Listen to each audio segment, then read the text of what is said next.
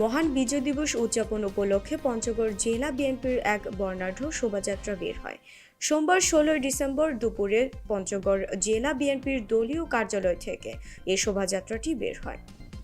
শোভাযাত্রায় কেন্দ্রীয় বিএনপির পল্লী উন্নয়ন বিষয়ক সম্পাদক ও পঞ্চগড় জেলা বিএনপির সদস্য সচিব ফরহাদ হোসেন আজাদ, জেলা বিএনপির আহ্বায়ক জহিরুল ইসলাম কাচ্চু, সিনিয়র যুগ্ম আহ্বায়ক মোহাম্মদ তৌহিদুল ইসলাম সহ জেলা বিএনপি ও সকল অঙ্গ সহযোগী সংগঠনের নেতাকর্মীরা অংশ নেন। শোভাযাত্রাটি শহরের বিভিন্ন সড়ক প্রদক্ষিণ করে শহীদ বীর মুক্তিযোদ্ধা স্মৃতিফলকে গিয়ে ফুল দিয়ে শ্রদ্ধাঞ্জলি অর্পণ করেন। কেন্দ্রীয় বিএনপির পল্লী উন্নয়ন বিষয়ক সম্পাদক ও পঞ্চগড় জেলা বিএনপির সদস্য সচিব ফরহাদ হোসেন আজাদ, জেলা বিএনপির আহ্বায়ক জহিরুল ইসলাম কাচ্চু, সিনিয়র যুগ্ম আহ্বায়ক মোহাম্মদ তৌহিদুল ইসলাম সহ দলীয় নেতাকর্মীরা। এই ১৬ই ডিসেম্বরের কথা মনে হলে আমাদের যে মানুষটির কথা সর্বপ্রথম মনে হয় বা এই দেশ বা জাতিকে মনে করা উচিত, সে হচ্ছে শহীদ প্রেসিডেন্ট জিয়াউর রহমান।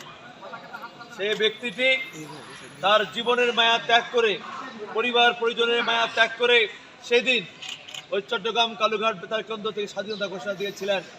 শুধু স্বাধীনতা ঘোষণা দিয়ে থেমে যান নাই, উনি নিজের সম্মুখ সারিতে যুদ্ধ করে এই বাংলাদেশকে স্বাধীন করার জন্য জীবন প্রাণে যুদ্ধ করেছিলেন এবং সেই স্বাধীনতা নেতৃত্ব দিয়েছিলেন।